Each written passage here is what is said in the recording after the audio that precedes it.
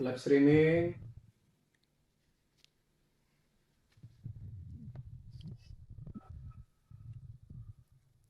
Assalamualaikum warahmatullahi wabarakatuh. Sobat RH sekalian, jumpa lagi kita di channel yang keren ini, keren cadas. Yeah. Jadi sobat RH sekalian, saya bersama seorang pahlawan besar Perancis, Napoleon Bonaparte ya. Untung jenderal juga di sini, kalau nggak jenderal. Aduh, Napoleon Bonaparte ternyata cuma seorang katakanlah seorang pegawai ASN misalnya, ya kan? Itu nggak cocok. Ganti Kan nama harus gitu. ganti nama. Jadi bukan Napoleon Bonaparte, tapi Napoleon Bonatua. Silalahi. Katanya Napoleon Batu Pance. Itu kampung saya di Sumatera Selatan itu. Ya, saudara sekalian, jadi Bang Napo ya saya Ya. panggil ya. Bang Napo tiba-tiba punya concern untuk ngomong soal Perpol dan putusan MK. Karena beliau punya perspektif lain yang berbeda dan langsung kita benturkan, ya kan? Berbeda dengan perspektif yang pernah dikemukakan oleh Mahfud MD. Prof Mahfud. Prof Mahfud ya, bahwa Perpol atau yang sebelumnya disebutnya dengan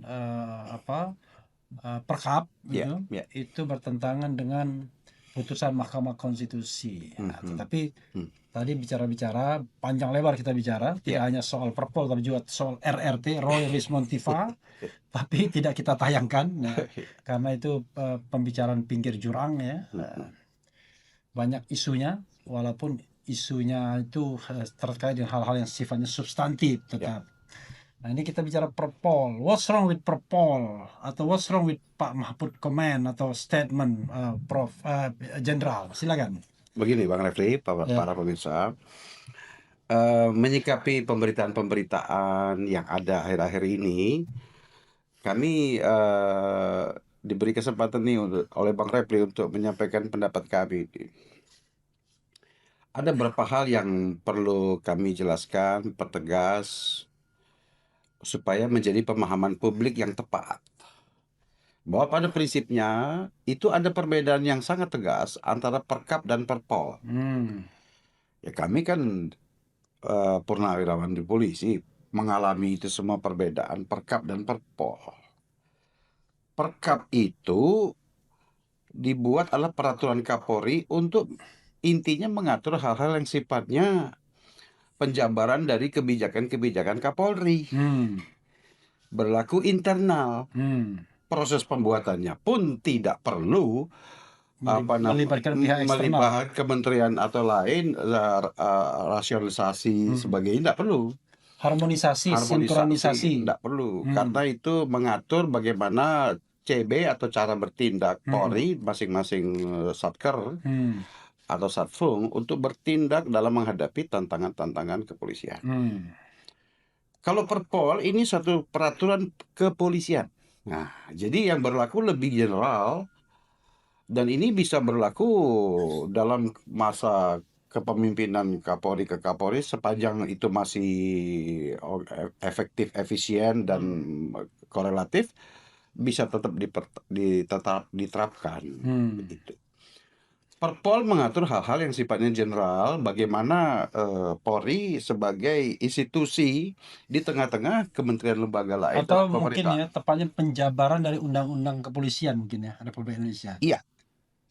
Perkap mengatur lebih detail lagi. Ya, lebih detail lagi. Ya, itu ibarat undang-undang, peraturan pemerintah, peraturan presiden. Ya.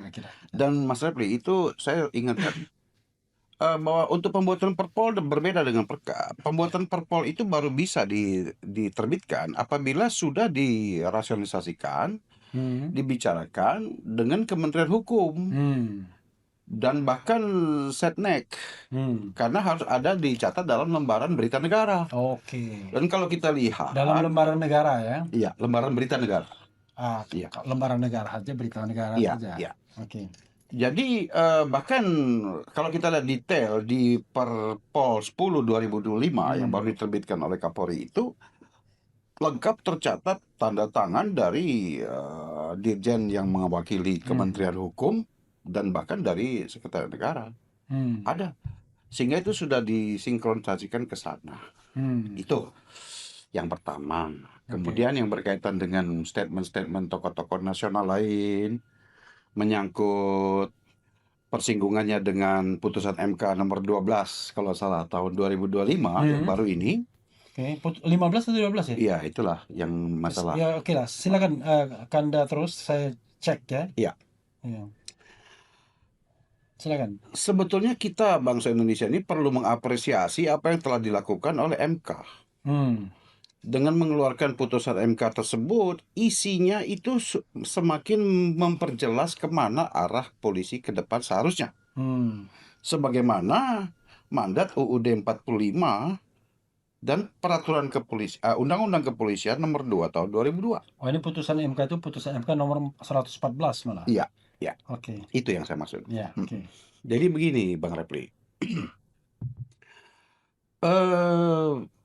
Putusan MK itu bahkan hanya delete atau menghilangkan setengah kalimat di dalam penjelasan pasal 38 ayat 2 Undang-Undang Penjelasan Polri. pasal 28 ayat 28 ayat 3 ya. Ya. Undang-Undang nomor 2 Dari tahun 2002. Undang-Undang nomor 2 tahun 2002 tentang kepolisian.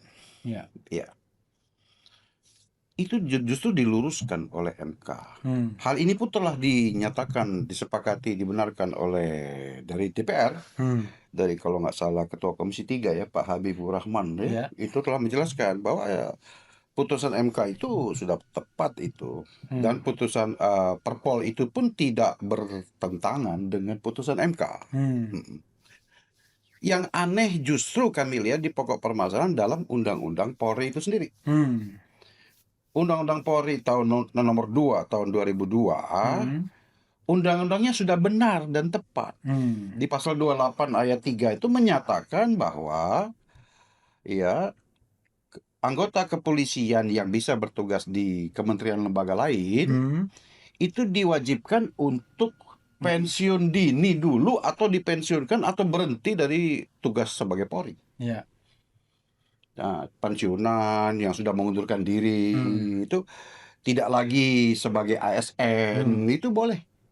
Tapi yang masih nggak boleh. Undang-undangnya menyatakan itu Undang-Undang Polri. Sesuai dengan UUD 45. Namun masalahnya setelah Undang-Undang 2002 tahun 2002 ada penjelasannya. Penjelasan terhadap pasal 28 ayat 3 itu tiba-tiba nyusup setengah kalimat yang berbunyi dan atau atas perintah Kapolri. petunjuk Kapolri. Justru penjelasan Undang-Undang nomor 2 tahun 2002 itu berlawanan dengan Undang-Undang nomor 2 sendiri. Ini yang sudah dibetulkan oleh MK dengan putusan nomor 114 ya. Itu yang benar. Jadi benar. Jadi itu permasalahannya. Tidak ada bagaimana sekarang kaitannya dengan Perpol 10 2025. Nah, Perpol 10 2025. Nah, begini. Intinya amanah undang-undang maupun reformasi kita, kemudian undang-undang Perpol, Undang-Undang 2 sendiri tentang polisi, itu udah sepakat bahwa anggota Polri yang notabene adalah ASN terikat dengan Polri itu aktif tidak boleh duduk di menduduki jabatan struktural selain kepolisian di lembaga KR manapun tidak boleh. Kalau ada penugasan misalnya bintara-bintara polisi menjadi pengawalan menteri tertentu sebagainya, itu bukannya dalam hal ini itu penugasan khusus, tugas khusus. Kalau ini kan bicara lain kita nih, bicara soal pemberian jabatan struktural, nggak bisa itu. Undang-Undang nomor 2 sudah menjelaskan itu, namun kok tiba-tiba di penjelasannya ada memberikan peluang cek kosong kepada Kapolri untuk memberikan penugasan. Bagaimana seorang Kapolri punya hak kewenangan untuk menugaskan seseorang yang sudah bukan anggota Polri, udah pensiun, nggak boleh.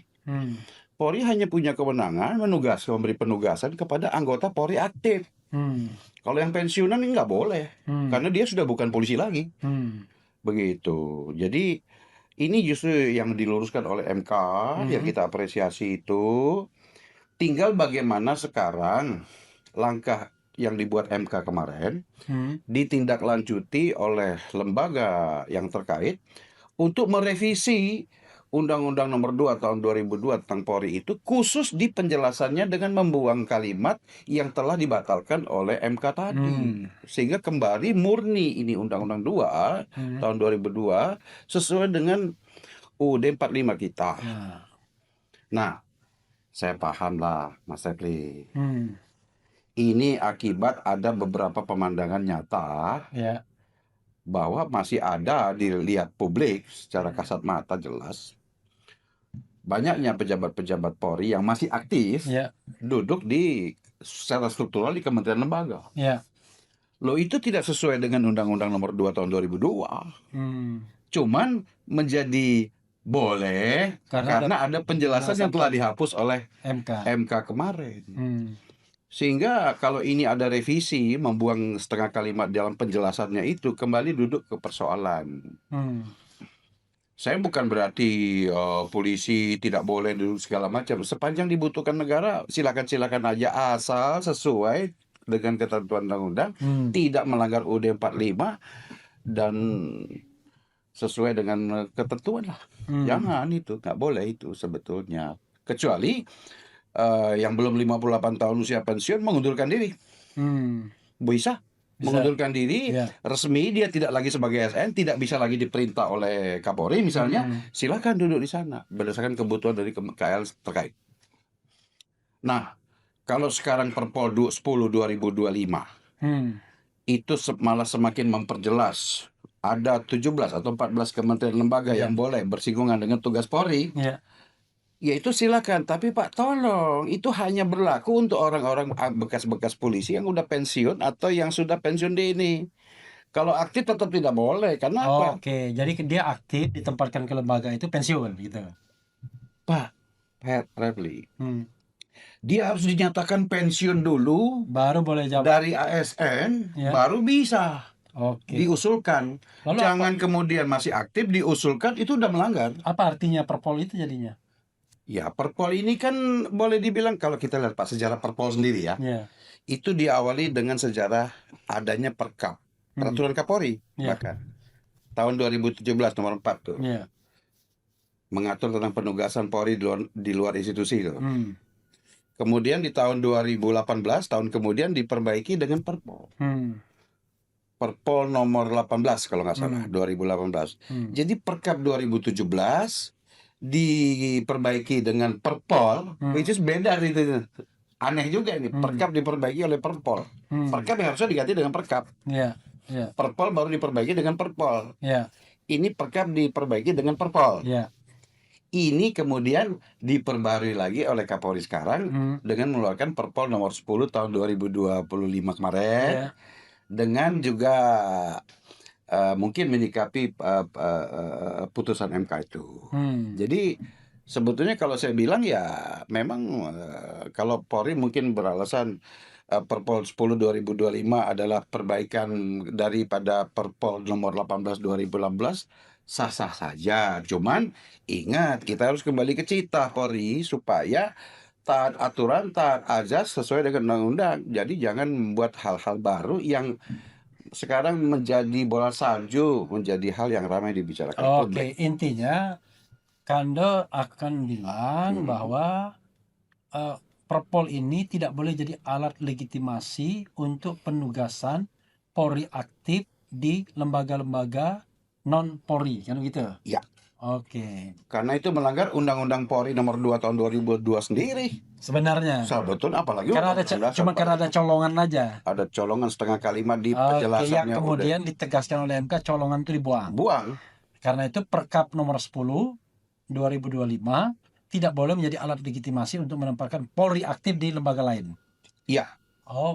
Berarti tidak ada perbedaan dong Kanda dengan Prof Mahfud MD dan Prof Jimli. Enggak, kalau Prof Mahfud mungkin yang sebagaimana kita dengar di media kemarin kan bilang pertama Perkap itu sebetulnya Perpol nomor 10. Salah dia ya, salah sebut. Itu mungkin slip of tongue. Beliau paham kok.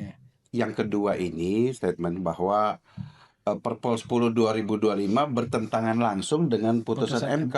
Kalau saya bilang tidak ada pertentangannya di situ. Oke, justru Perpol 2025 itu mengkonfirmasi putusan MK, tapi dia mengembalikan ke kita Undang-Undang Polri 2002. Justru sekarang dari Perpol 10 2025 muncul opini pendapat bahwa boleh polisi aktif jadi duduk di kementerian lembaga struktural. Padahal itu keliru. Itu dari awalnya harusnya keliru. Nah, sekarang Kakanda menganggap Perpol 2025 nomor 10 itu salah atau benar? Ya, tidak tepat. Oke. Tetapi tidak berarti bertentangan dengan MK, Ya. putusan MK, cuman justru bertentangan dengan Undang-Undang Polri nomor 2 tahun 2002, Ya, I know. nomor 2002. Jadi bertentangan dengan undang-undang yang sudah di judicial review oleh MK, diperkuat MK. Iya, Iya kan? iya, Karena sebenarnya asbabun nuzulnya nggak boleh dia Nggak di jabatan selain Polri. nggak boleh. Tapi ada pasal colongan. Iya. Entah siapa yang memasukkannya. Di penjelasan. Ya, lalu MK kemudian mengkonfirmasi kembali, Ya.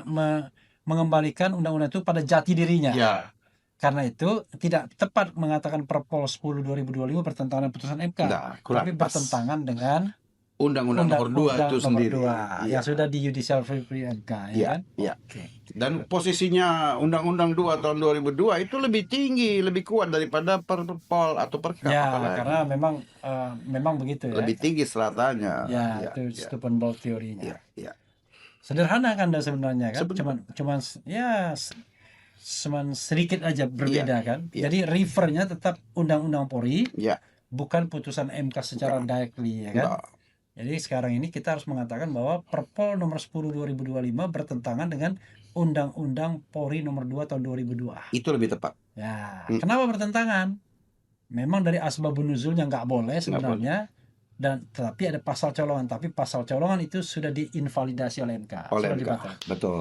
Oke, Ganos, closing statement? Ya, marilah kita semua ini satu paham hukum, melek hukum. Kita punya hak sekarang dengan media segala macam bisa melihat, membaca dengan teliti. Kemudian jangan lupa kita juga kedua harus berhati-hati dalam menyampaikan pesan-pesan kepada publik, mengingat kredibilitas kita juga itu langsung banyak diamini oleh masyarakat.